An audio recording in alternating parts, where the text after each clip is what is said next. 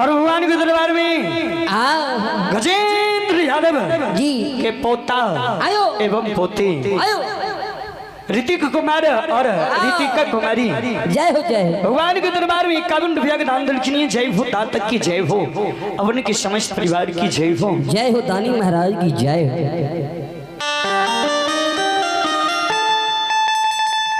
अंधु बाबा कल के नहीं सुइया छे नहीं धागा छे तो माला हेतै केना माला भगवान कल के नहीं सुइया के जरूरी छे नहीं धागा नहीं धागा के जरूरी है। तो सरकार जब सुइया नहीं रहते नहीं धागा रहते तो माला केना माला कोना होइते भगवान कल के बिना सुइया बिना धागा के माला बने कर राखी हो बना के रखियो बिना सुइया धागा जी आए बिनी के धार धर्म के पंजियार धर्म के पजियार बने पंजियार बने जी आ हे श्रोता बाबू हे समा आज भगवान अंधु बाकल के यो सरकार बेदरा से जवान भेलिए जवान से बूढ़ो होले जा बूढ़ भए गेलिए मैयो हमर बुढ़ापा समय जी आज तक ककरो मुंह से नहीं सुनलिए सुनबोटा नहीं करलिए कि बिना सुइया बिना धागा के माला माला होई छे फूल के फूल जी केना बिना सुइया केना बिना धागा के माला होइते माला बनेबे धर्मराज बाबा कल के अंधु हमरा पास में समय कम छे सुन ला सुन ले नीक नीक फूल तोड़ के आ झोरी में लौली हो वो जो झोला छा जी वो झोला में ला लिहा आयो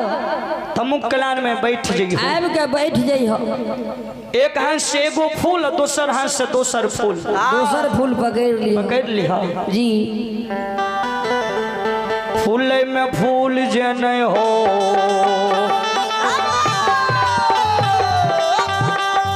आधारा मई आनाम सा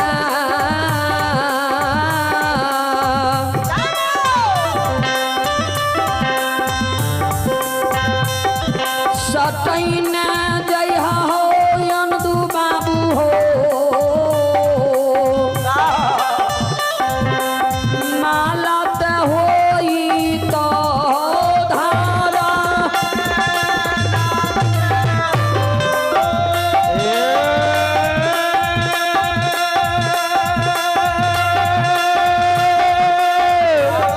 सीताराम हे भगवान धारा मई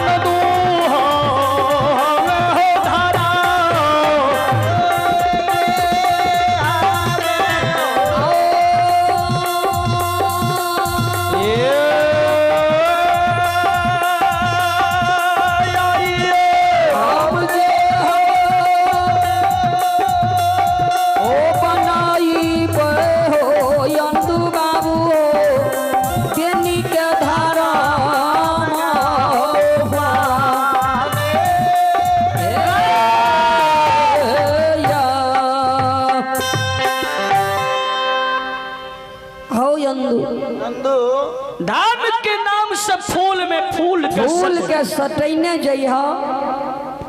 माला बन जाए आए हो रच रच के माला बनावी हो आए हम बेनी के धर्म के पजियार बनेबे आ हिंदू बाबा जी सुनल कई नहीं हिंदू बाबा के परम विश्वास भाग ले जी सही में ठाकुर जी लगे छे हमरा छोड़ के अंदू बेनी के धर्म के पंजियार बनल जी अभी माला की बनता है एकरा खाए में की निक लागती है बड़ा सोच में पड़ सोच में पड़ गए बाबा अंदू काने ठाकुर जी भगवान जी जाए रहे ठाकुर जी के जाप के चरण के पकड़ ले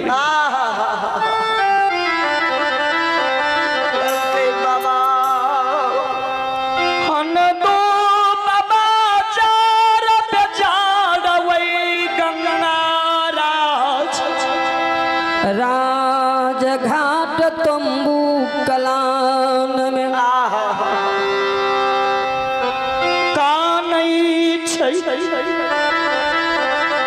ठाकुर जी हे लीलाधारी हे हो अंतर्यामी हे निरंजन भगवान सरकार हे लीलाधारी बेनी के पंजियार धर्म पजियार बना लेबे कहलखिन हाँ आइ बेनी के पंजियार बनेबे अंधू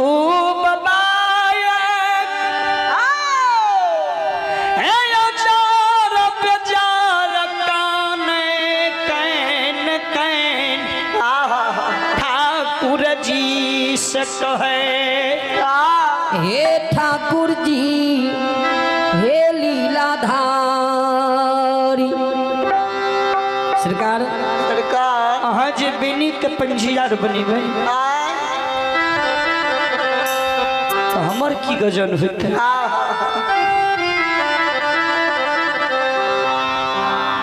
ठाकुर जी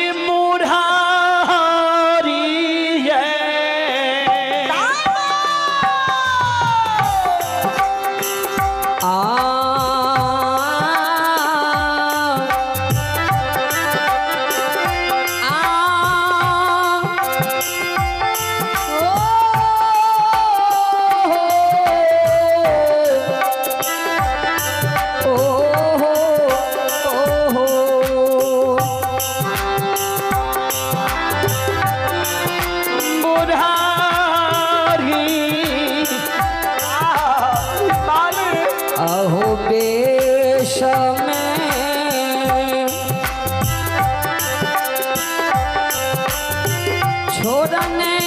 जाई छो बाबा ओ बेनी के बनबल जाई छो पाजी पानिया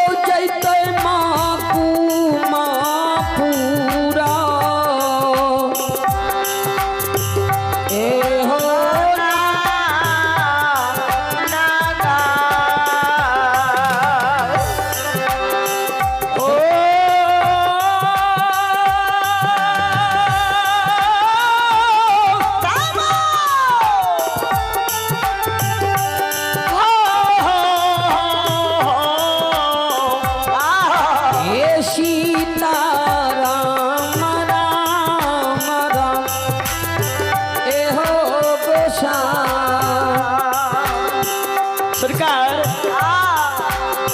ए बुढ़ारी में केना हमर गुजर जेते हो ए अवस्था में हमर गुजर कोना जेते बाबा बाबा हे ठाकुर जी आ